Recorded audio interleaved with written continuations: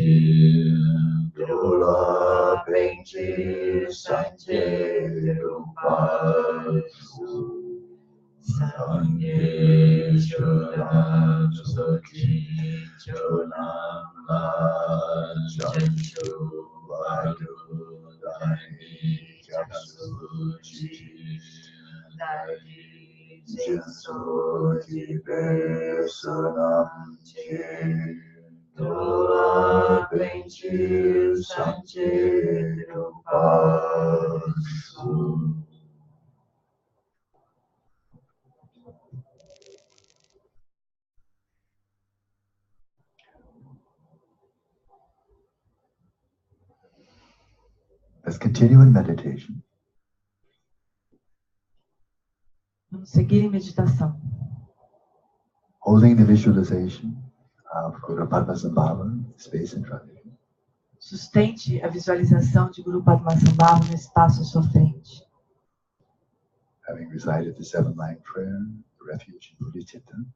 Depois de recitarmos a prece das 7 linhas, prece de refúgio Bodhicitta. And let's take the 4 empowerments. E vamos receber então as 4 iniciações. Requesting first the body empowerment, the vasa empowerment. Recebendo primeiro a iniciação do corpo, a iniciação do vaso. From the white at the Guru's forehead, imagine a cascade of white light emanating from the seed syllable, entering your own forehead, suffusing, permeating your body, purifying your body of all obscurations, and sowing the seeds for realizing Nirmanakaya. Uma sílaba Om na fronte de Guru Rinpoche. Imagine uma cascata de luz branca que entra pela sua fronte, inundando o seu corpo de luz, purificando todos os obscurecimentos e plantando a semente da realização do Nirmanakaya.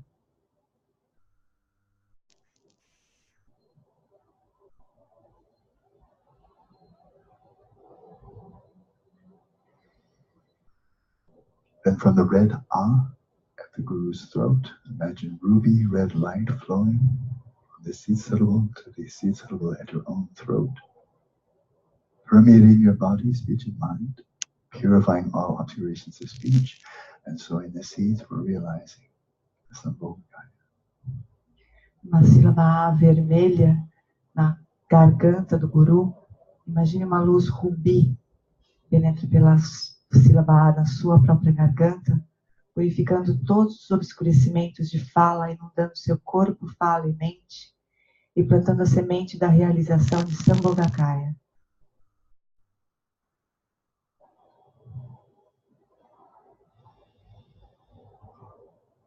Then from the blue at the Guru's heart, imagine indigo light flowing from the seed syllable to the at your own heart, permeating your body, speech, and mind, purifying all obscurations of the mind, and sowing the seeds for the realization of Dharmakaya.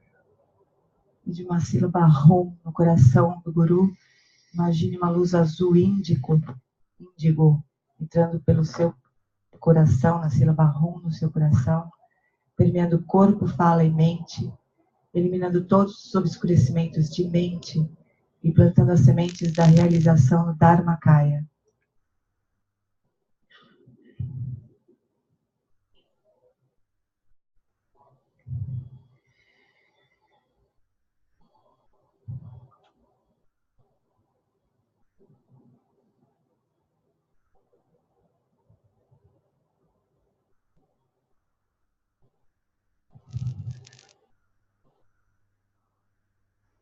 And then from the Guru's 3 places, imagine the white, red, and blue light flowing to your 3 places, and also from the navel chakra, from the Shri syllable, the red Shri syllable, the navel chakra of the Guru.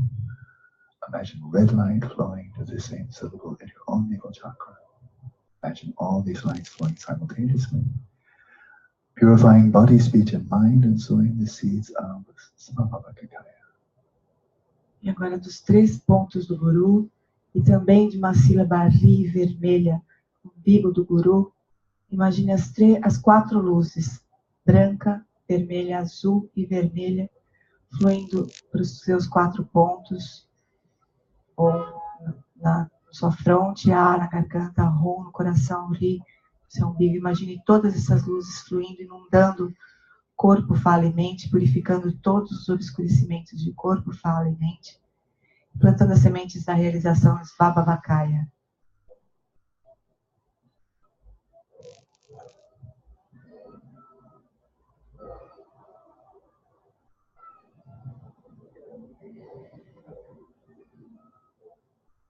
And then at your invitation, imagine the Guru blissfully coming to the crown of your head, diminishing in size. E agora você convida o Guru para passar para o topo da sua cabeça, diminuindo de tamanho.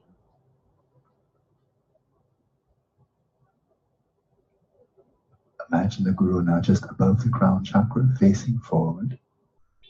Imagine o Guru agora no topo do seu chakra da coroa, olhando para frente.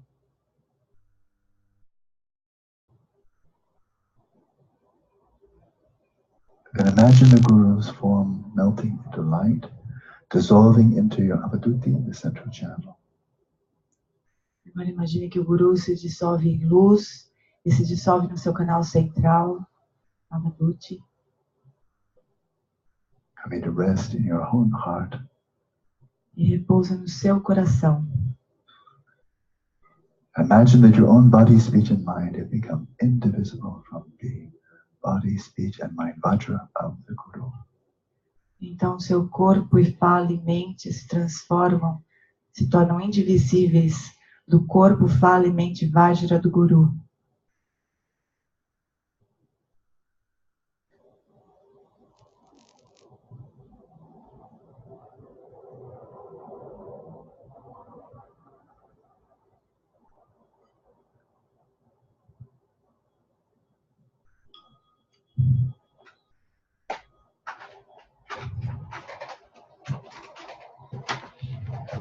Then release all visualizations. Settle your body in its natural state, relaxed, still, and vigilant.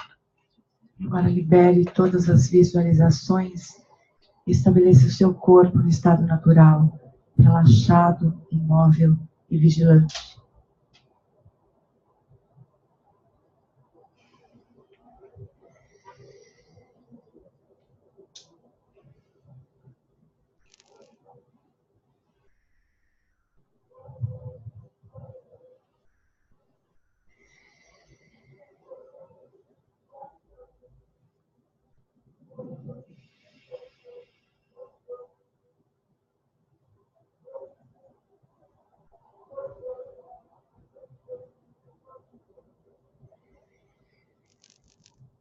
Settle your respiration in its natural rhythm. Estabeleça a respiração em seu ritmo natural.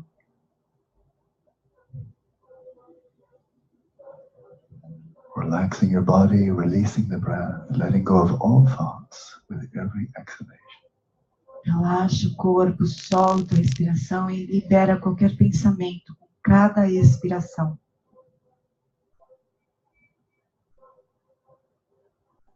And simply allow the next breath to flow in effortlessly and unimpededly. E apenas permita que a próxima inspiração aconteça naturalmente, sem esforço e sem nenhum impedimento.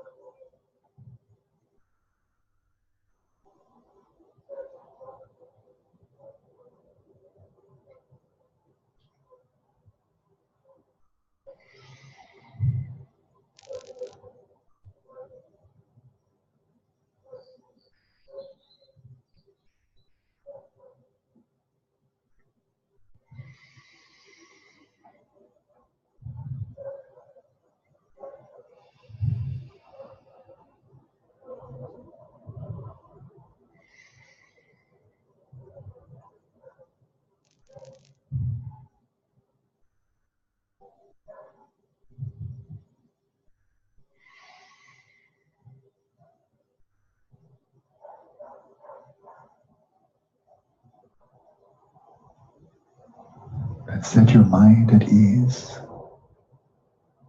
E deixe sua mente à vontade. Releasing all grasping. Let your awareness come to rest in stillness. E abrindo mão, soltando todas as fixações, deixe que a sua consciência venha a repousar em quietude. Free of grasping. Livre de fixações. Let the natural luminosity of your awareness shine forth unimpededly. A luminosidade natural da sua consciência brilha sem impedimentos.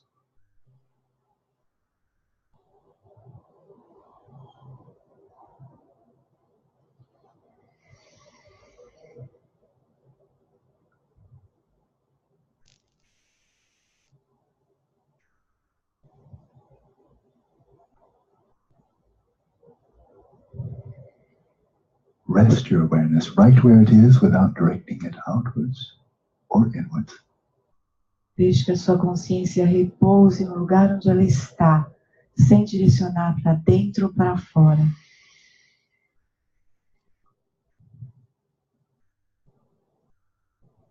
without meditating on anything, without directing your attention to anything at all.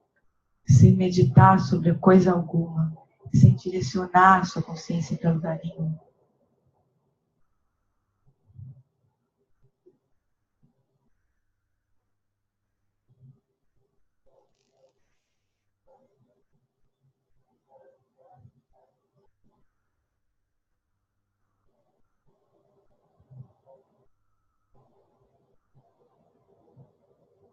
While resting your awareness in this way, be aware of your awareness that is resting at ease, in stillness, and in clarity. E enquanto você permite que a sua consciência repouse dessa maneira, tenha consciência de que a consciência repousa em quietude e em claridade, clareza.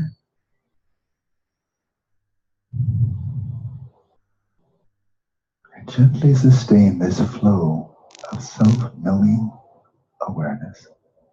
E apenas sustente esse fluxo que conhece a si mesmo, que sabe que está consciente. Sustain this flow of mindful presence. Sustente esse fluxo de presença plena. Without distraction, without grasping. Sem distrações e sem fixações.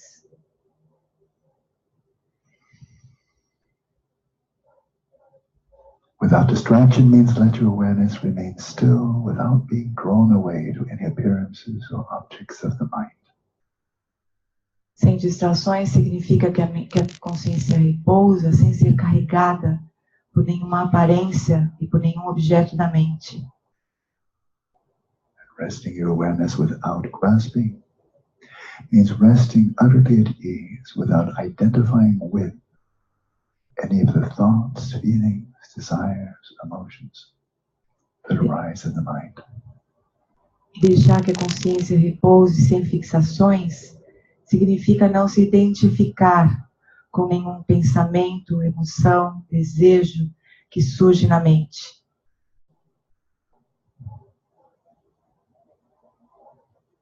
Rest in stillness in the midst of the movements of the mind. Repouse na quietude em meio aos movimentos da mente.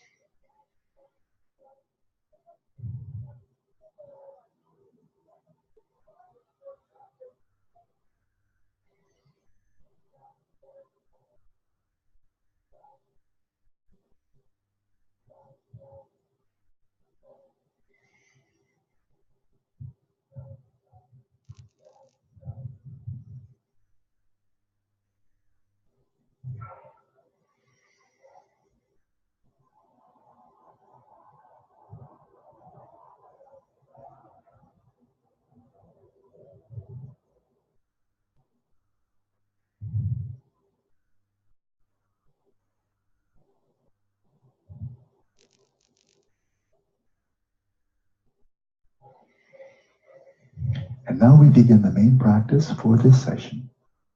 E agora nós vamos iniciar a prática principal para esta sessão. The name of this practice is a Dzogchen approach to mindfulness of breathing. O nome dessa prática é a abordagem inicial é a abordagem Dzogchen da atenção plena à respiração.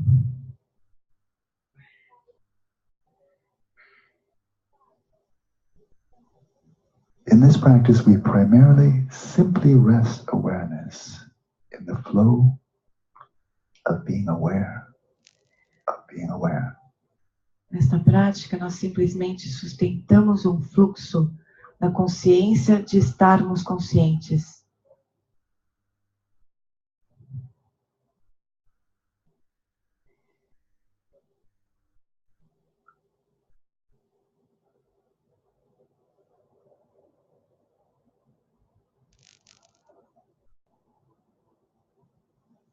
Let something like 80% of your awareness rest right here in this flow of awareness, still and clear.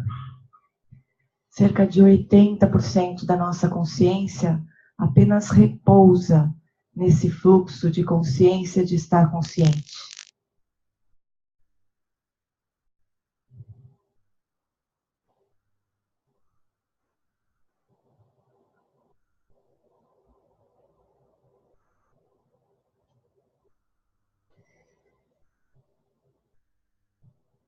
While sustaining this stillness of your awareness, E sustentando a quietude da consciência, with your peripheral awareness, simply note effortlessly the rhythm of the respiration. e perifericamente, apenas tenha consciência do ritmo da respiração.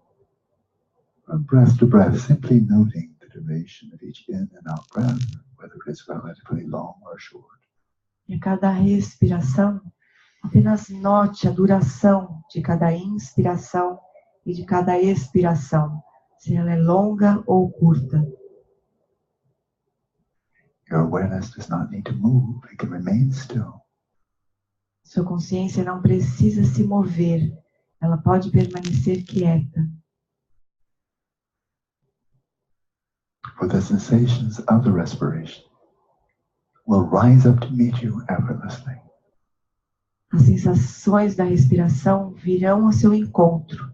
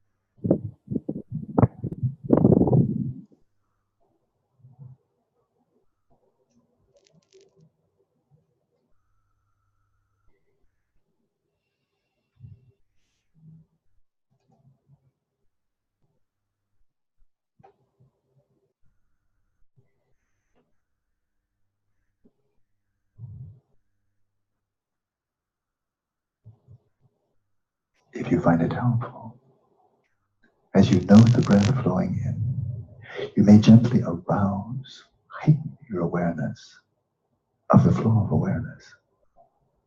Se você achar útil, a cada inspiração, você pode intensificar, elevar a consciência de estar consciente. And as the breath flows out, you may relax, release the awareness into space. A cada expiração, você pode relaxar, soltar a consciência no espaço, Arousing and relaxing with each in and out breath. intensificando e relaxando a cada inspiração e a cada expiração. Primarily sustain the flow of awareness resting in its own place, knowing itself. Sustente principalmente a consciência de estar consciente, repousando em seu próprio espaço, conhecendo a si mesma. And let's continue practicing now in silence. E agora nós seguimos em silêncio.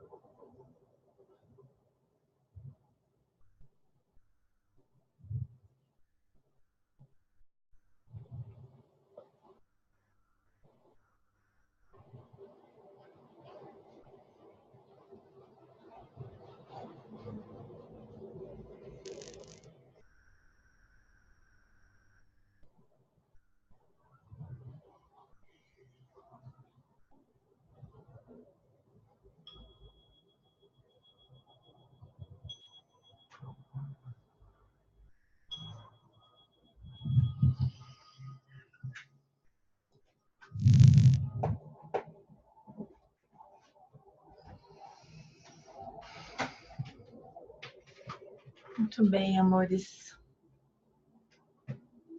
Eu vou subir esse áudio dessa prática no nosso Dropbox e coloco o link no blog. Nós estamos ficando tão tecnológicos, né?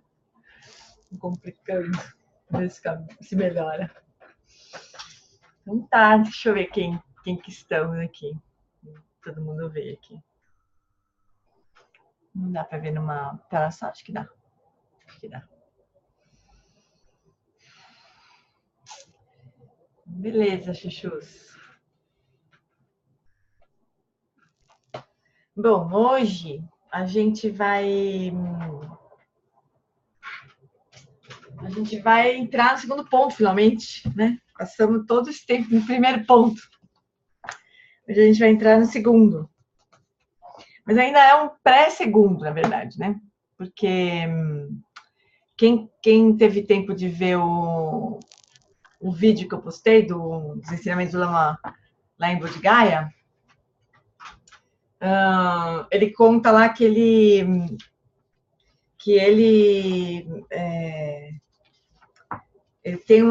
tem uma versão direta, uma versão muito antiga do treinamento do Atisha, né, escrito por Seshigua, e ele viu, até hoje ele só viu nesse manuscrito que ele tem, né, esse ponto que ele vai começar a descrever aqui, que é uma vez que tem alcançado a estabilidade no velho mistério, né. Em todas as outras versões que ele viu, ele nunca viu esse ponto aqui.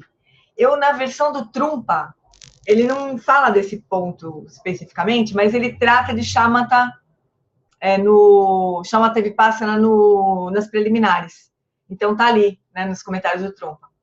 E aqui não, aqui o Lama ele fala das preliminares como 104 pensamentos transforma a mente. E daí ele vai falar sobre shamatha, especialmente, né, e vipassana, nesse início do segundo ponto. Em vez de entrar em bodhicitta direto, ele vai falar sobre shamatha e vipassana um pouquinho. Beleza? Por enquanto estamos bem? Alguém quer fazer alguma pergunta sobre a prática? Desculpa, eu já mandei vendo o que a gente vai discutir. Essa prática, só voltando um pouquinho, essa prática que a gente fez é uma prática que ela me ensinou muito no retiro passado também, né? Então, a gente não está aqui contrariando as ordens deles de não compartilhar o retiro de 2017, né? Nós vamos na página 67 depois, Lidiane. Então, essa prática a gente fazia já desde o retiro do ano passado. É uma prática que chama com foco na respiração, mas o Lama fala que é a abordagem Dzogchen na prática de shamatha com foco na respiração, né? Porque a abordagem Dzogchen é uma abordagem direta de reconhecimento da mente, do estado da mente primordial, né? E, obviamente, a gente não faz isso. Bom, pelo menos eu não faço, sei vocês, mas eu não consigo reconhecer a mente primordial nessa prática, né? Mas o Lama fala que a consciência mental, né, a nossa consciência comum, nesse momento, é o mais próximo que nós vamos chegar da mente do Buda, neste momento, né? Então, o que a gente faz é soltar todas as aparências e procurar repousar na consciência da consciência só, né? Só deixar a consciência repousar no seu próprio espaço, como ele fala, sem se direcionar nem para fora nem para dentro, né? Só deixar a consciência repousar, consciente de si mesma, né? Reconhecendo a si mesma. Então a gente faz isso, ele fala 80%, como se a gente pudesse fazer isso, né? 80% da consciência a gente deixa simplesmente consciente de estar consciente. E, perifericamente, a gente vai só acompanhar o ritmo da respiração. Quer dizer, só ver se a inspiração está curta ou longa, se a expiração está curta ou longa. Né? Aí, no meio dessa prática, ainda ele fala um pouquinho sobre um recurso que a gente pode usar para contrapor os desequilíbrios da atenção, né, a distração e a sonolência, que é na inspiração, a gente intensifica a vivacidade da mente, na verdade. Né? A gente aumenta a consciência de estar consciente, como se a gente desse um boost de carga, né? E na expiração a gente solta. A gente faz isso. Inspira, eleva a consciência, expira, solta no espaço. Inspira, eleva a consciência, expira, solta no espaço. Então, não é esse movimento, né? Olha para dentro, olha para fora, não é isso. Ele faz isso, inclusive, né? Ele faz, intensifica e solta. Intensifica e solta, né? Então, a gente pode fazer isso. Se a gente quiser diminuir a chance de a gente... É como se fosse um antídoto, uma vacina, né? A gente faz antes de desequilibrar a atenção, né? Já faz isso, como fosse prevenção, assim, uma coisa preventiva. Beleza? Então vai estar lá, se vocês quiserem fazer. Eu cortei esse pedaço do retiro e vou subir no nosso Dropbox. Bom, agora então nós vamos entrar no segundo ponto, né? Cultive a bodhicitta absoluta e relativa. Naquele vídeo lá também, o Lama fala que o treinamento da mente em 7 pontos, ele é para isso, né? É para cultivar. O centro do treinamento da mente em 7 pontos é cultivar a bodhicitta. Primeiro absoluta, depois relativa. Ele fala que é um caminho, é subir a montanha pela face mais íngreme, né? A gente vai direto para a bodhicitta absoluta. A partir da bodhicitta absoluta, então, a gente vai cultivar a bodhicitta relativa, principalmente com a prática de Tonglen, que é daí a prática central, em termos de meditação, né? E depois todo o resto é para apoiar o segundo ponto, né? Todo o resto é para apoiar e para proteger a bodhicitta. Então, eu vou começar a ler, tá bom? Aí, se vocês quiserem comentar, perguntar, como é que eu falo? Protestar, né? Vocês ficam à vontade. Então, o segundo ponto, página 67 do nosso livro. Cultive a bodhicitta absoluta e a relativa. O treinamento mental em 7 pontos é um guia quintessencial para a iluminação, definida no segundo ponto como cultivar a bodhicitta absoluta e a relativa. Então, para quem acha que o treinamento da mente em 7 pontos é inicial, é básico, enganou-se, né? Porque nada mais, nada menos do que a iluminação, né? Bodhicitta nada mais é do que a própria iluminação. A palavra sânscrita bodhi significa despertar. E aquele que está desperto é chamado de Buda. Chitta significa mente, coração e espírito. Mesma palavra. Assim, traduzir bodhicitta como o espírito do despertar. Eu já vi o próprio Lama falando a mente do despertar, a mente de bodhicitta.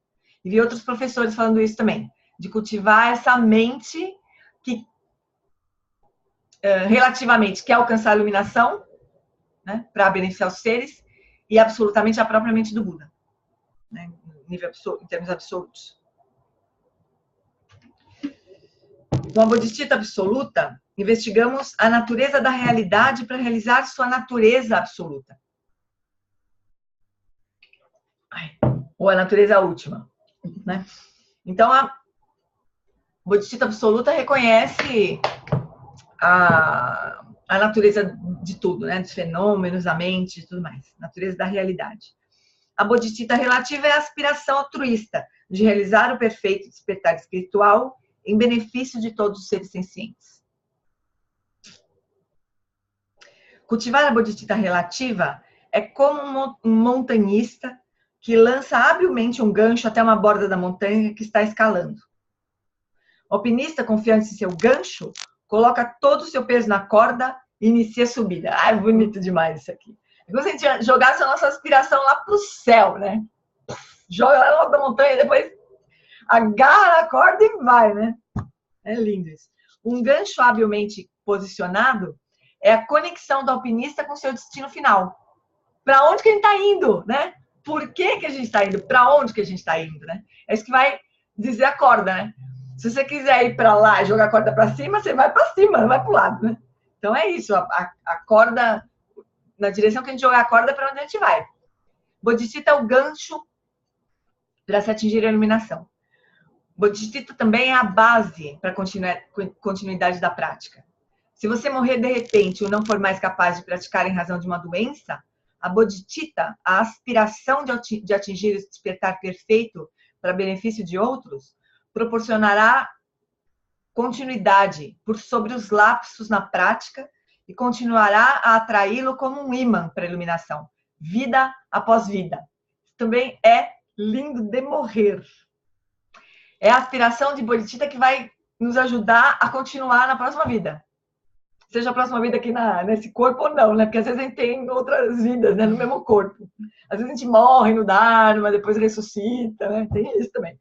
Então é a bodhicitta que vai continuar nos atraindo na direção da iluminação. Quanto mais forte a gente desejar, né? Mais forte vai ser esse imã. Após um sólido embasamento nas meditações discursivas das preliminares, desculpa, eu começo a ler, começo a me dar uma vontade de bocejar, mas não é sono. É engraçado isso. Após um sólido embasamento nas meditações discursivas das preliminares, o segundo ponto do treinamento da mente em 7 pontos passa diretamente para a própria iluminação, o cultivo e a integração da bodhicitta absoluta e da relativa.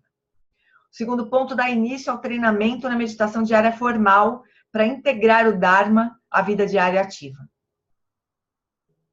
Na prática budista tradicional, cada sessão é iniciada com a tomada de refúgio, confiando-se às 3 joias. Aqueles que alcançaram o despertar perfeito, o Dharma como um caminho para se despertar, e a comunidade espiritual comprometida com a iluminação. Sobre a fundação do refúgio, bodhicitta, a motivação mais elevada é cultivada com a prece sincera. Que a minha prática seja benéfica para o despertar espiritual de todos os seres sencientes. Essa oração nutre a nossa motivação mais elevada possível, a iluminação para o bem-estar dos outros. Não tem motivação maior que essa, né?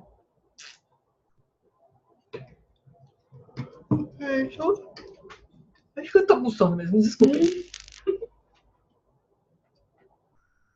Tomando uma limonada aqui. Daí, então, vem esse primeiro aforismo aqui desse segundo ponto, né? Uma vez que tem alcançado a estabilidade, revele o mistério. O segundo ponto avança diretamente para a investigação contemplativa da natureza da realidade e da própria consciência. A gente vai ver que logo no próximo ponto a gente já vai lá para os céus, se pode dizer assim, né? É assim, é a prática mais profunda, é ver a natureza das coisas, né? O breve recurso mnemônico do texto encapsula alguma das mais profundas práticas de insight do budismo tibetano, as práticas de Vipassana, né? As práticas de insight ensinadas aqui investigam a natureza da consciência e sua relação com a realidade, que é o mistério a ser revelado. Então, o mistério a ser revelado, que ele está falando aqui nesse aforismo, é a natureza da realidade, né? Mas é como se ele falasse assim, olha, para o mistério se revelar, vai ter que treinar a mente, né? Vai ter que estabilizar a mente. Adivinha com o quê? Com o quê? Com o quê? Para a felicidade do lama? Shamatha, né? Então é isso, primeiro Shamatha, depois Vipassana, só para variar um pouco a instrução, né? A estabilidade referida é a estabilidade meditativa, o equilíbrio mental, o pré-requisito para a investigação contemplativa da natureza absoluta da mente e da realidade. A mente é estabilizada e refinada, transformando-se em um instrumento de investigação, que é a base para o cultivo da sabedoria e da compaixão. Este é o método quintessencial para revelar o mistério. O gesto feito com a mão, ou mudra, comumente usado na postura meditativa, simboliza o objetivo do segundo ponto, a união da bodhisattva final e relativa. Então, a mão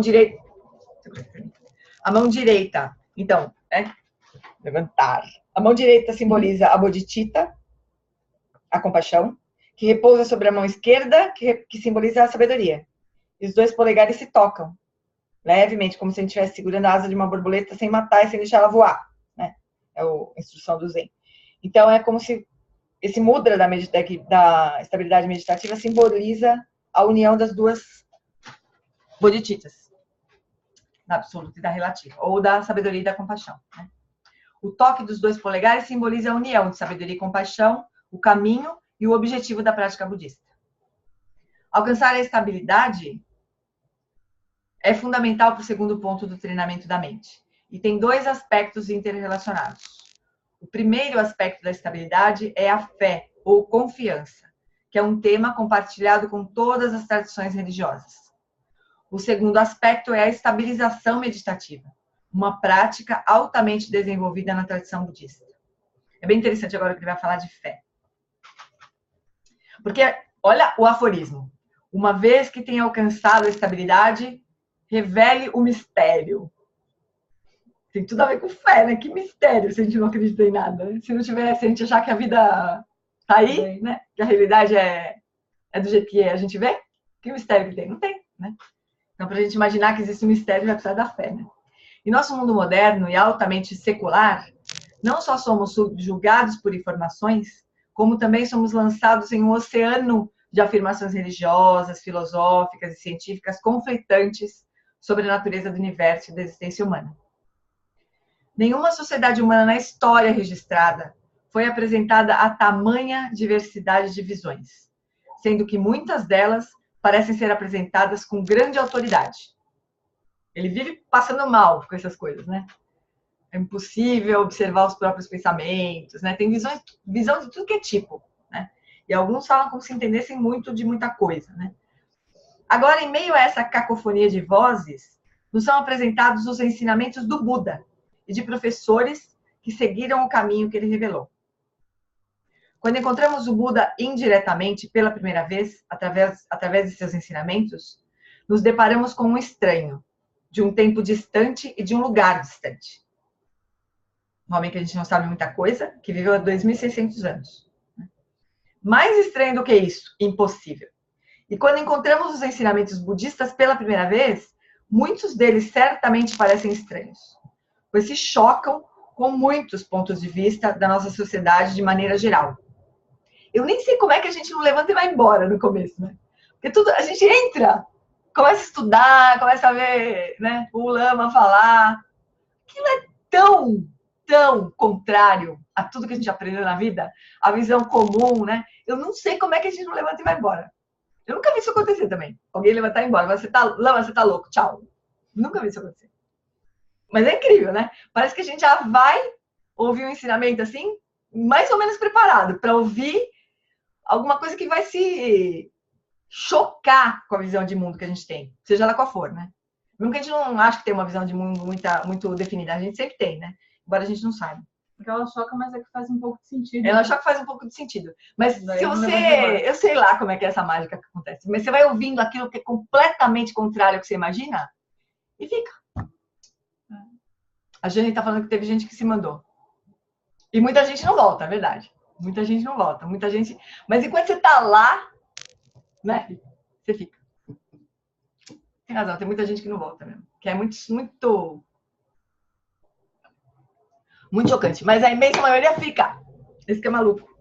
O próprio Buda, bem como os professores budistas contemporâneos autênticos, não se apresentam como autoridades inquestionáveis sobre a natureza da realidade. Nem como mestres que nos instruem infalivelmente sobre como levar nossas vidas. Se a gente vê o Dalai Lama, né, ouvindo cientistas falarem as maiores barbaridades do planeta, ele ouve aquilo, ele nunca fala, cala a boca, você está falando um monte de besteira, eu que sei. Nunca vai falar isso.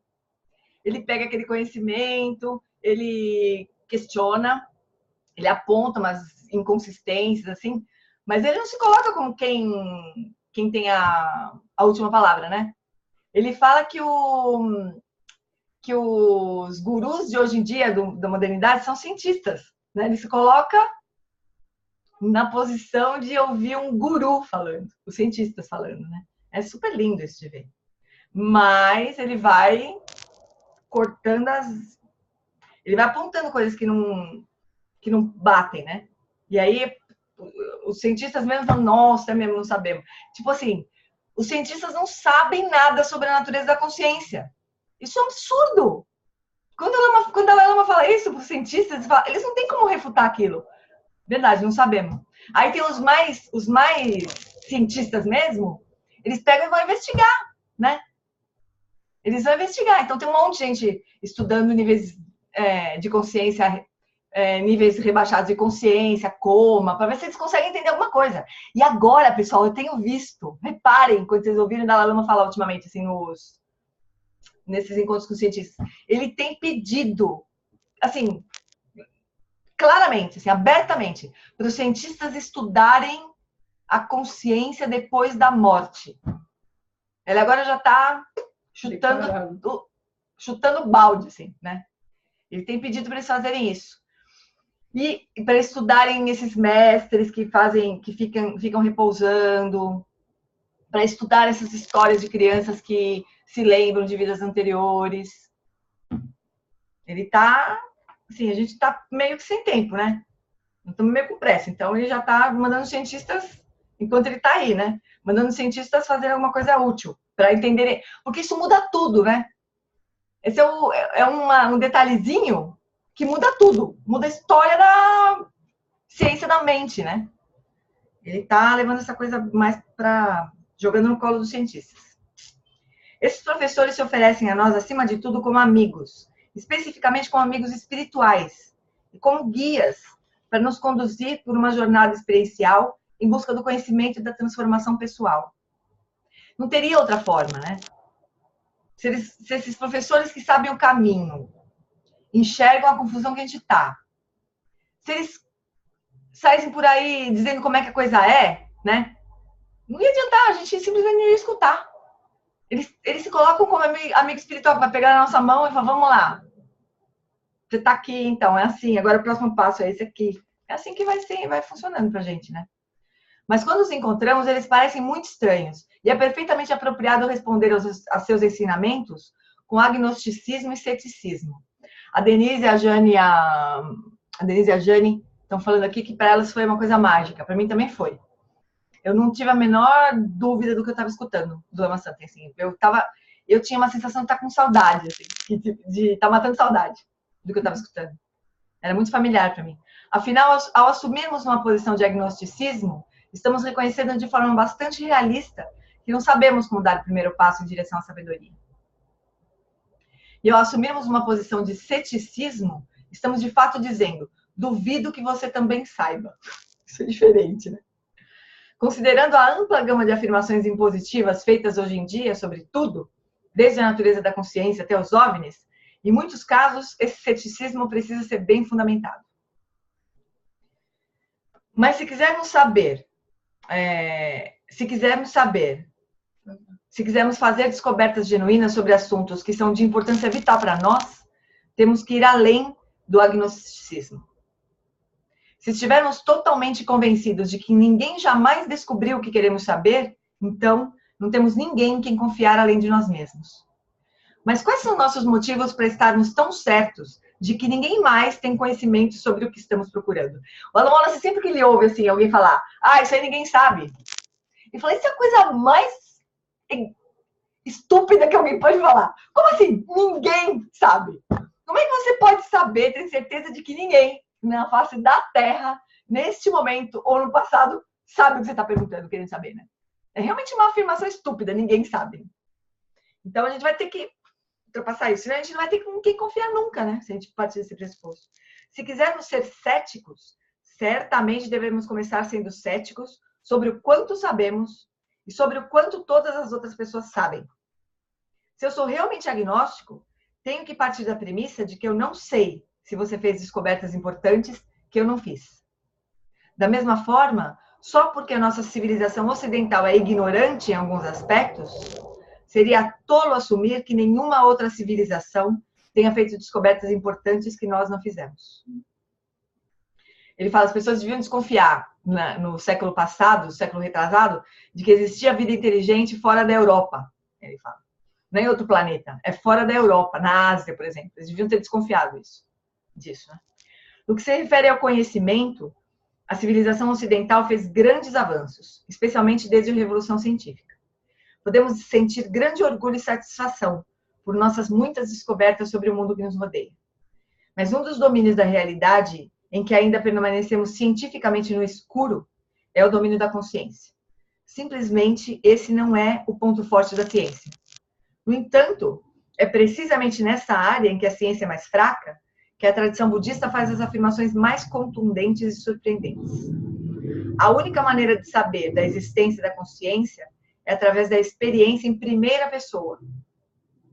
E a tradição budista concebeu muitos métodos engenhosos para aprimorar e refinar esse método de percepção para que possamos investigar mais profundamente a natureza, a origem e os potenciais da consciência.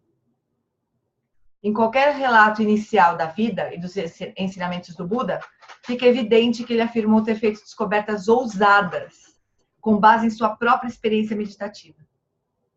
Se você ler como ele respondeu a muitas das afirmações metafísicas do seu tempo, verá que ele não foi um dos que simplesmente adotaram as crenças de seus contemporâneos. Ele recebia ensinamento dos mestres mais que existiam na época, e ele chegava nessa conclusão, não é isso. Levantava e ia embora, ia procurar outra coisa. Incrível isso, né? Por exemplo, o primeiro relato de sua iluminação deixa claro que suas afirmações sobre a realidade e o significado da continuidade da consciência individual após a morte foram baseadas em seu próprio conhecimento experiencial. Ele viu todas as vidas anteriores dele. Ele não estava... Ele estava falando sobre uma experiência, ele viu, né? Ao avaliarmos suas afirmações, podemos concluir que ele estava certo ou que ele estava errado, mas não há nada que indique que ele era agnóstico ou que plagiou ideias de outra pessoa. Suas afirmações sobre renascimento e karma eram únicas em seu tempo. Uma de suas afirmações notáveis, que foi inicialmente inspirada por outros contemplativos, é que o escopo e a precisão da percepção mental podem ser enormemente aprimorados pelo treinamento da concentração meditativa. Ele foi inspirado... Vocês lembram dessa história de como é que ele chegou na conclusão que ele precisava de shamatha? Essa história é super interessante. A gente já comentou aqui, eu acho, mas eu vou repetir. Porque acho que tenho certeza que nem todo mundo escutou. Ouviu. Que vem a ser a mesma coisa. Não faz muito tempo que eu entendi essa história. O Buda, ele nasceu na Índia, né? Ele viveu na Índia. Ele fez as práticas todas baseadas nas tradições yogis daquele tempo, né?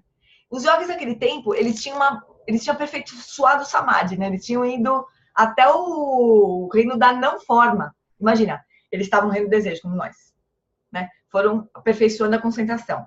Aí passaram para o reino da forma, né? Lembra que a passagem,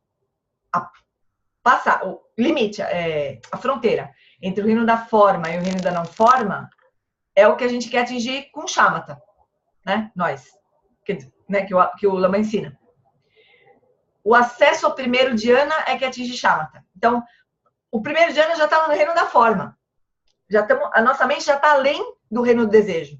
No mesmo corpo, só que a nossa mente já está passando para o reino do desejo, né? Mas os yogis daquele tempo, eles passavam muito além do primeiro dhyana. Eles iam primeiro, segundo, terceiro, quarto e iam para o reino da não forma, para satipathanas da não forma, que eu nem sei quantos estágios são. Mas eles iam embora, assim, né? Só que a questão é que em cada dhyana, no reino da forma, né? Essa consciência, essa mente dos dhyanas, né? Ela tem fatores mentais específicos, cada dhyana. E conforme você vai passando do primeiro para o segundo, para o terceiro, para o quarto, você vai perdendo alguns deles vão se dissolvendo, porque você não precisa deles. É isso que a gente quer, né? Do mesmo jeito que a gente quer se livrar das aflições mentais, não é? Na nossa mente comum, não é? No avanço do primeiro, segundo, terceiro, é o objetivo também. É ir simplificando cada vez mais a consciência. Então, a gente vai perdendo os fatores mentais. E o Buda sacou isso em determinado momento lá. Depois que ele fez os 6 anos de... São 4 dhyanas. O Darcy está perguntando quantos dhyanas são. São 4. Agora, além dos 4 dhyanas do reino da forma, tem os satipathanas, que são os estágios do reino da não forma, que eu não sei quantos são. São vários. Daí, o que o Buda percebeu? Depois que ele fez aquela mortificação, 6 anos de quase morrendo, não sei o quê. Ele lembrou de quando ele tinha atingido o shamatha espontaneamente, quando ele era criança, né? Aí ele falou, será que era aquele caminho? Lembra? Ele estava embaixo de uma árvore de uma macieira, não sei qual, maçã rosa, maçã não sei qual. Tava lá, debaixo da árvore, uma sombrinha fresca, o pai dele estava lá, coordenando não sei, um desfile, não sei do que, e ele estava lá e atingiu o shamatha, né? Aí ele lembrou dessa mente aí, que ele tinha nesse momento. Ele lembrou de como era essa mente, né? Com as habilidades que essa mente tinha, né? Aí ele pensou, será que essas é que são, então, será que esse que é o caminho? Aí ele voltou para aquele estado e começou a fazer as práticas de Vipassana, com aqueles fatores mentais da mente do primeiro dhyana, né? Do acesso ao primeiro dhyana. Desgraçado esse nosso. Então é isso que ele fez, né? Ele foi inicialmente inspirado pelos contemplativos, ele fez todo esse treinamento de samadhi perfeito, né? Mas depois ele viu que não, que ele teve que dar uma voltadinha para trás, usar aqueles recursos da mente do primeiro dhyana para poder dissolver os obscurecimentos com as práticas de Vipassana daí, né? Aí que ele atingiu a liberação. Não foi com shamatha, nem com o samadhi do 15º milésimo satipatthana do reino da forma, porque não é. Tudo isso está dentro do samsara ainda, né? 4 dhyanas estão dentro do 6º passo. Que 6º passo? Darcy? Denise? Que 6º passo? Não estão. Do Buda? Não estão. Não estão. O nobre caminho é da concentração. E o que é necessário de concentração para avançar é shamatha só, né? Atingir shamatha. A gente vai precisar dessa mente mais treinada, mas não precisa, a gente vai e livre das aflições mais grosseiras, né? Idealmente atingir shamatha, livre de todas as aflições grosseiras e com esses fatores mentais, com os fatores do dhyana, né? Que a gente precisaria. Isso que está no 6º passo. Não são os estados mais avançados de samadhi até o reino da não forma. Tá tudo... Lembra aqui, ó, reino do desejo, da forma e da não forma, tudo dentro do samsara. Que adianta você ir lá pro topo do samsara? Não faz diferença nenhuma. Não é isso que a gente está querendo, né? Então, cadê? Ele foi... Ué, se perdi. Não. Um porquinho. Uma de suas afirmações notáveis, que foi inicialmente inspirada por outros contemplativos, é que o escopo e a precisão da percepção mental podem ser enormemente aprimorados pelo treinamento da... Não entendeu, Dê? Então, assim, ó, a gente tem a nossa mente comum, quando a gente vai fazendo prática de shamatha, né? Pratica, e atinge shamatha, vamos dizer, né? Atingir shamatha é chegar nesse acesso ao primeiro dhyana. É uma outra mente. Lembra que o Alan Wallace fala que é como se a gente desse um reboot no sistema operacional? Como se a gente instalasse um upgrade do sistema operacional? É como se fosse uma outra mente, que dispõe de outras habilidades que a nossa mente comum não tem. Então, eu não sei se não tem ou se estão obscurecidas pelos... Não tem. Desculpa, não tem. São fatores mentais dessa mente do primeiro dhyana. A gente não tem. Então, a gente vai... Depois desses fatores mentais, que é a investigação grosseira, análise sutil, análise grosseira, investigação sutil, bem-aventurança e bem-aventurança e bem-estar e sukha, né? Esses fatores mentais é que a gente vai usar para eliminar todos os obscurecimentos da mente comum e aí se libertar finalmente delas, porque shamatha só bota os obscurecimentos para dormir, né? Depois a gente vai precisar pegar a mente treinada e mandar vir no Prajnaparamita ou nas práticas de Vipassana, para detonar os... Não é exatamente o caminho que o Lama Santa ensina. O Lama Santa vai usar o Prajnaparamita, mas é equivalente.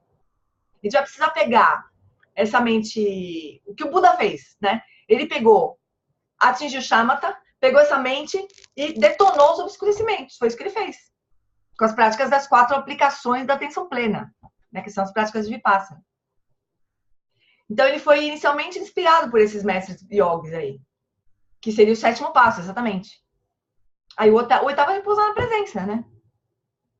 Então, o 6º passo é chegar num nível de estabilidade meditativa suficiente para dar o 7º passo, né? Para executar o 7º passo. Não? A gente vai precisar ir além. E muitas tradições, inclusive os Theravada, eles ficam cultivando o Samadhi até passar do 1º, 2º, 3º. Tem uns malucos que falam que não são os professores Theravada, né? De verdade, assim. Mas tem uns malucos que dão um retiro de fim de semana e falam assim, ó, você vai atingir o 2º dhyana no domingo. Isso é coisa de pirado, imagina. Coisa de pirado, né? E não é necessário, né? Tem muitos mestres também, o Alan Wallace fala, que tem muitos mestres que fazem assim, muitas tradições. Inclusive, a Tenzin Palmo, eu desconfio que... Eu não tenho muita certeza, mas eu acho que do jeito que ela fala sobre a prática, né? Que se faz na tradição dela, é suficiente você atingir o 4º, 5º estágio de shamatha, dos 10 passos, né? E daí pegar essa mente bem mais concentrada e começar a fazer as práticas de deidade que eles fazem. E daí, esses praticantes, eles atingem shamatha dentro da prática de estágio da geração. Então, não é que eles não atingem shamatha. Eles atingem, só que dentro de outra prática. E ele acha que isso é perfeitamente válido também, né? Deu, Dê? Não é nem o 1º dhyana que está dentro do 6º passo. Shamatha é o acesso ao 1º dhyana. É essa mente super treinada que não precisa... Tem assim, tem a realização... Tem a realização de shamatha, né? Que a gente chega nesse acesso ao 1º dhyana. E tem também as práticas para a realização do 1º dhyana, que é avançar mais ainda até realizar plenamente o 1º dhyana. Não precisa disso. Então, não é o 1º dhyana que está dentro do 6º passo, né? É o acesso ao 1º dhyana. É levar essa mente até... É claro que em termos de, sei lá, tem os benefícios dessas práticas também, né? Mas não é necessário, entende? É suficiente atingir o acesso ao 1º dhyana. Não precisa atingir o 1º dhyana plenamente. Para poder fazer o 7º passo com mais eficiência, né? É claro que isso é circular. O Buda fez assim, né? O Buda atingiu o shamatha, foi lá e começou a fazer as outras coisas. Ele fez um caminho que parece que é... Mas mesmo assim não foi um caminho gradual, né? Foi um caminho... que nem diz o Lama, espiral e que a ponta junta com a outra, no fim, né? Tanto que ele atingiu o shamatha espontaneamente, depois ele foi fazer outras práticas, depois ele lembrou essa prática que ele já tinha feito, né? Essa realização que ele já tinha tido anteriormente. Então, no sexto passo, estão as práticas de concentração até atingimento de shamatha, mas não de realização plena do primeiro dhyana. Beleza?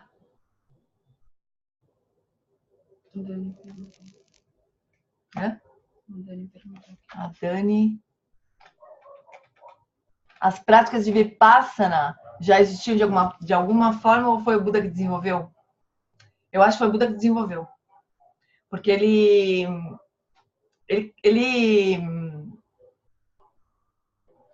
pelo menos assim, as práticas de Vipassana como a gente conhece, né? Eu não sei se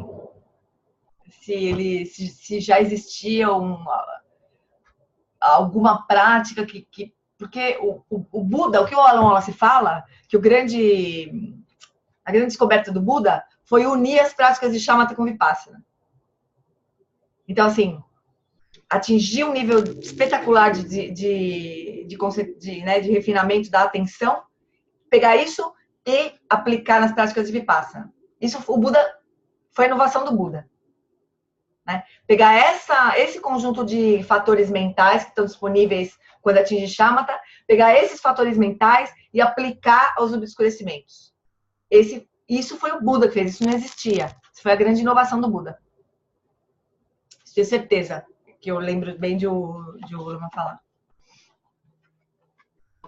O André tá no celular, eu não sei porquê, no WhatsApp. Francamente, André. Tá bom. Então, vamos. Como podemos saber se ele tinha conhecimento sobre o que ele estava falando? A resposta é simples, não temos como saber. Como é que a gente vai saber se o Buda estava certo, né? Como é que a gente pode... Não tem como saber. Começamos sendo agnósticos. Mas não sei se o Buda estava certo. A gente pode começar por aí. Sei lá se o Buda estava certo. Mas se quisermos descobrir a resposta, a única maneira é colocar o treinamento à prova por meio da nossa própria experiência. Não tem outro jeito. Esse não é um momento para ceticismo, mas para fé inteligente. O comentário que o William James faz a esse respeito é que quando as preferências não têm poder para modificar ou para produzir coisas, a fé é totalmente inapropriada. Mas para categorias de fatos que dependem de preferência pessoal, de confiança ou de lealdade para que sejam realizados, a fé não apenas é lícita e pertinente, mas essencial e indispensável. Ou seja, se a gente quer acreditar na lei da gravidade ou não quer, tanto faz que a lei da gravidade opera e acabou, né? Não depende de a gente concordar ou não concordar, de a gente achar legal ou não achar, né? Não muda nada. Agora, pra gente se a gente quiser testar a lei da gravidade, é só pegar o livro e soltar. Não depende de a gente gostar ou não gostar. Agora, para esse tipo de confirmação, será que o Buda estava certo, né? O único jeito de saber é experimentando, né? Então, a nossa preferência, a nossa escolha do que fazer faz diferença nesse caso, né? As verdades não podem se tornar verdades até que a fé as tenha transformado em verdades. Não é a fé que pega uma coisa que a gente não acredita e transforma em verdade, né? Mas é a fé que faz a gente seguir o caminho e confirmar a verdade. Nós nunca avançaremos na prática budista, na educação ou em qualquer outra grande aventura sem essa fé. Começando com a fé em nossa própria capacidade de adquirir novos conhecimentos e de nos transformarmos de uma forma plena de sentido. Se a gente não tiver essa fé, se a gente achar que não tem jeito, que a gente não tem... E devia ter, sei lá, que a gente não tem a menor chance, né, de atingir nenhuma realização, não vai ter, né? O Dalai Lama fala, se você acha que tem saída, tem saída. Se você acha que não tem saída, não tem saída, né? Esse tipo de fé que faz diferença na nossa prática, né? Essa visão do William James é muito interessante, né? Tem algumas coisas que as preferências não têm importância. E tem outras que têm. Para essas, a gente vai precisar de fé. A fé não é apenas lícita e pertinente, mas é essencial e indispensável. A gente vai precisar postar a ficha no começo, né? Como é que a gente vai fazer? Como é que a gente vai saber se o lama está certo, se o lama está errado? Se aquilo funciona, se aquilo não funciona? A gente vai precisar testar, né? E para se dispor a testar, a gente vai ter que minimamente acreditar naquilo, né? acreditar na gente, acreditar naquilo, senão nem vale a pena, né? O que vocês acham? Né? Deixa eu botar um pouco...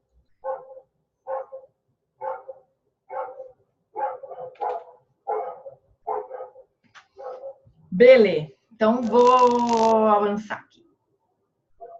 Quando conhecemos o Buda indiretamente, através de seus ensinamentos, ou um professor budista contemporâneo diretamente, nos encontramos com um estranho. Mas se cultivarmos esse relacionamento, com o passar do tempo, terminamos por conhecer as qualidades do professor e ele ou ela pode conquistar nossa confiança. Eu acho esse tipo de abordagem muito interessante, sabe? A Flori tá falando assim, foi assim comigo, eu tive a confiança de que o Lama sabia. Sabia do que estava falando, né? Mas a Dani falou, nunca tinha pensado dessa maneira, mas faz todo sentido. Seria uma hipótese de trabalho essa fé? Então, para adotar essa hipótese de trabalho, a gente tem que ter uma dosezinha de fé, né? O Lama Nossa, ele fala isso, né? Da coisa da hipótese de trabalho. Eu acho super legal isso. Porque pensa o seguinte, né? Especialmente ele tem essa experiência de falar com gente que não acredita. Ele tem experiência de falar com cientista, com universitário, com gente da academia, pessoas que são realmente resistentes, né? Então, eu acho, não só por isso, mas eu acho também importante essa abordagem dele, tipo assim, ó, olha, quando você conhecer um professor, você vai achar estranho, porque pode ser que nem todo mundo tenha a experiência que eu tive, que a Denise falou que teve, que a Flori falou que teve, que muita gente aqui eu tenho certeza que também teve, né? E aí, as pessoas podem passar depois da vida achando que vão ter que encontrar um mestre que vai, sei lá que jeito, tocar o coração delas e vai ter trombeta e arco-íris e fogo de artifício. E não precisa ser assim, né? Então, eu acho super importante a gente ler essas coisas e as pessoas saberem disso, né? Que no início pode parecer muito estranho, né? Mas conforme você vai se familiarizando com aquele mestre, achando que aquilo faz sentido minimamente, alguma coisa faz sentido, né? Mesmo que você não tenha essa fé espontânea, grande ou pequena, né? Você pode, ainda assim, você pode caminhar. Como, por exemplo, como ele fala com a coisa da hipótese de trabalho, né? Pode ser também que a gente tenha muita fé para algumas coisas e para outras não. Então, por exemplo, eu conheci muitos praticantes que não achavam que a vida continuava, que a consciência continuava depois da morte. É impossível seguir o caminho assim, gente. Impossível. Como é que se pode... Como é que o praticante vai dizer, sou budista, né?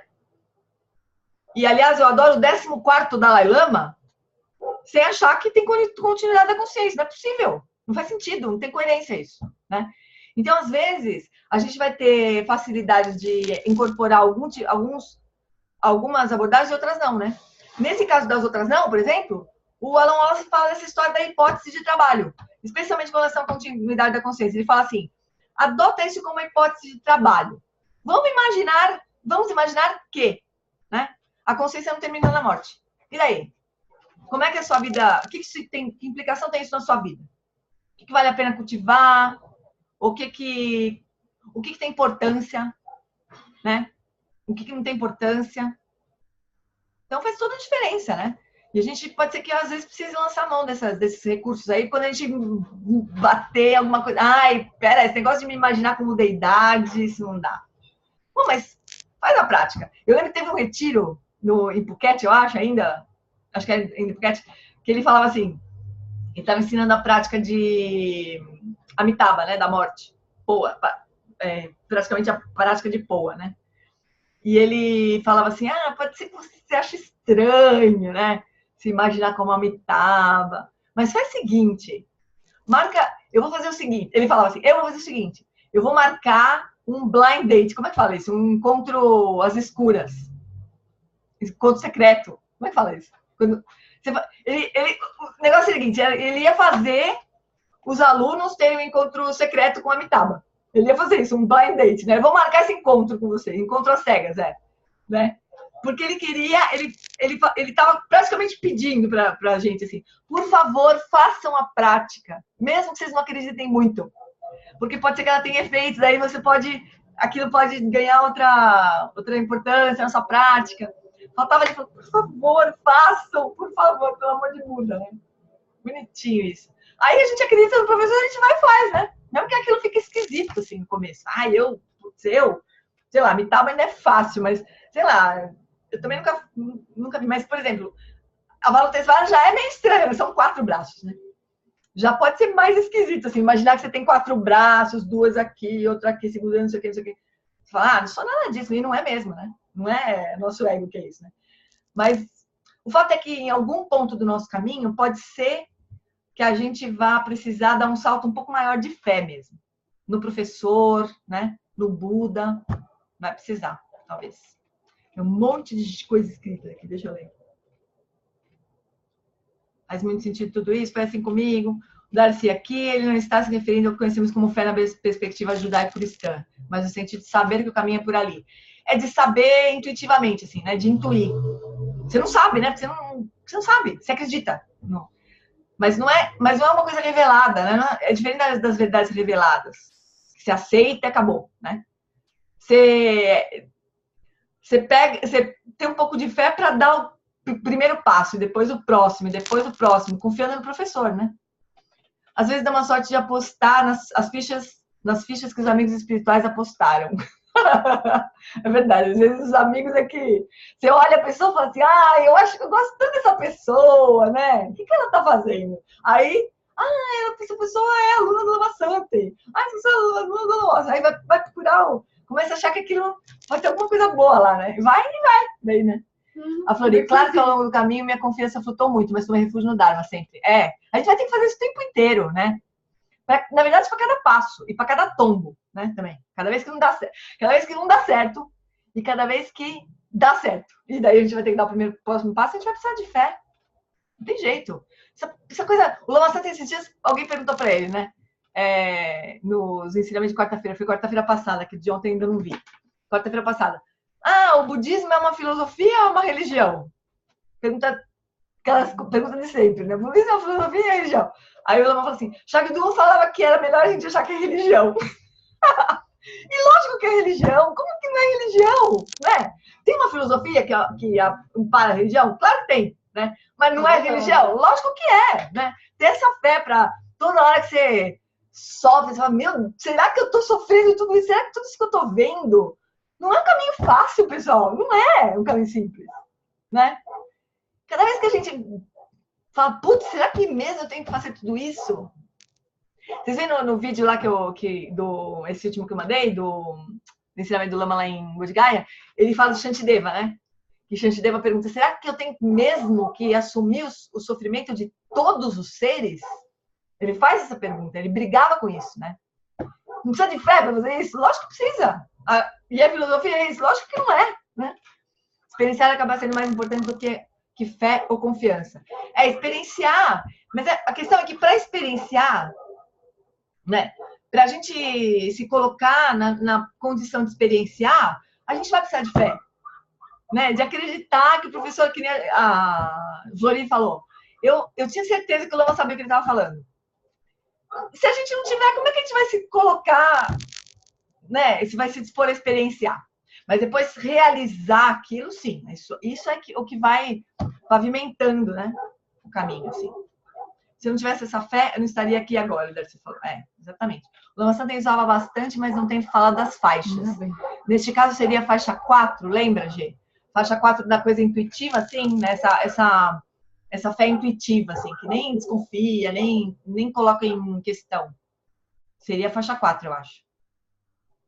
Refúgio, exatamente. É uma coisa natural, né? Que eu me lembro do Lama falando da faixa 4, era essa coisa que você não... Você simplesmente acha que tá certo aquilo mesmo, né? E toma refúgio mesmo sem nem pensar, é natural. O Lama falou disso semana passada também. Você simplesmente viu aquilo e acabou. Você viu, você não precisa acreditar em nada. E nessa pergunta sobre fé. Isso é a faixa 4 que eu entendo. Sem um pingo de fé que não há motivação para a prática, não é isso? Isso, exatamente. Exatamente. Se não tiver um pingo de fé, você nem se dispõe a praticar. É isso mesmo. Agora, tem pessoas que isso é supernatural, que é o que o Lama Santi fala da faixa 4. Pessoas que já têm isso claro, como a gente tem sei lá o que, na medicina, sei lá eu. Quando a gente tá doente, a gente não pensa se vai no médico ou se não vai. A gente vai, acabou. A gente toma refúgio no médico e pronto. Eu muito menos do que antes de ser farmacêutica, mas ainda vou, né?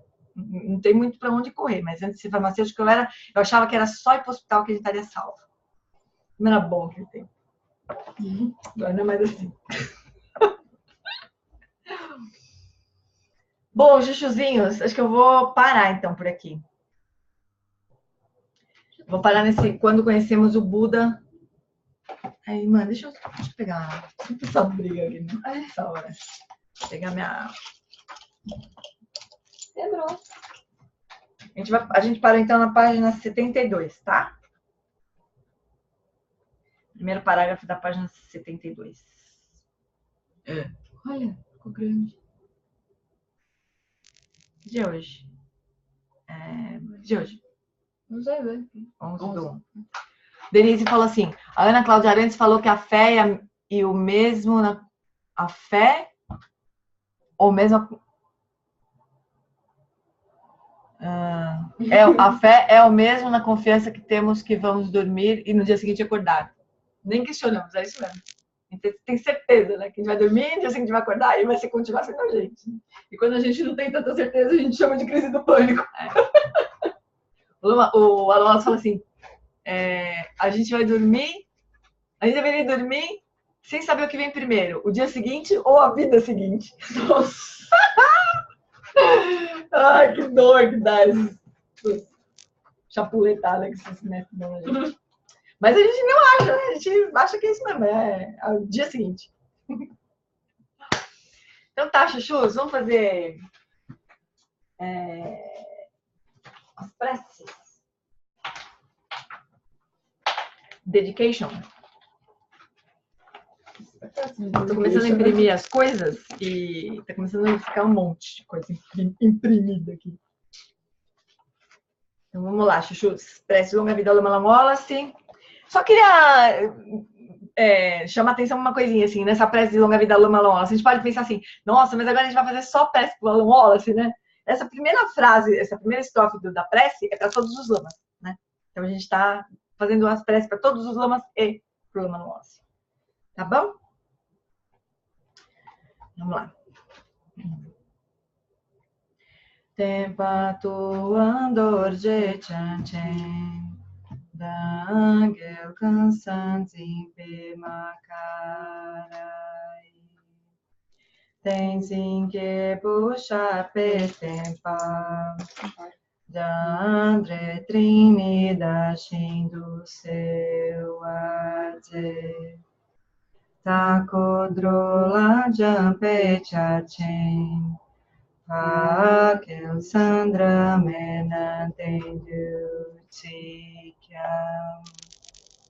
Alan Wallace Shedrakpa, Yike Bushen Pushapeten Gyurchi.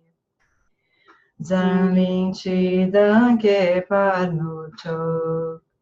Sugil teni utabut sel sepa. Lopon ke kikut setzetrin. Gietro contar pelam sutripate. Aqueles que sustentam os ensinamentos do professor Sakyamuni, do grandioso Vajradhara e de Padmasambhava, que guarda todos os segredos dos vitoriosos, possam suas vidas ser longas e possam eles iluminar os feitos do Buda como o sol e a lua. Aquele que derrama uma grande chuva de amor sobre seres em terras distantes e sustenta-os com o néctar dos ensinamentos do Buda, por incontáveis éons afortunados, o grande ser conhecido como Alan Wallace, possa sua vida ser longa. Em Jambudvipa em geral, especialmente no Ocidente, você ilumina os ensinamentos vitoriosos como o sol e a lua. Ó Mestre, possam sua longevidade e seus feitos ser muito extensos, e possa você guiar todos os seres em seu caminho para a liberação.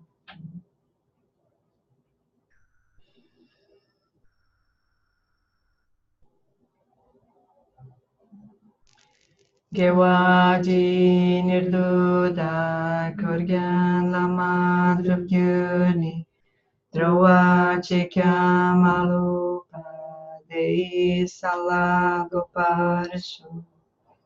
Por esta virtude, possa eu rapidamente realizar o Lama de Dhyana e possa eu conduzir todos os seres sem exceção a esse estado de realização.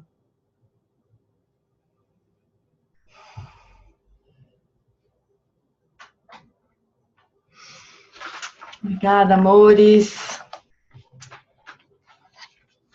A gente segue então na semana que vem, na quinta ainda, né? Até o fim de fevereiro. A gente vai seguir na quinta-feira. Tá bom? Beijo, beijo, beijo pra todo mundo. Deixa eu desmutar todo mundo aqui pra falar. Tchau! Eita, cadê? Boa noite para todos. Tchau. Tchau, boa noite. Tchau, boa noite. Obrigada.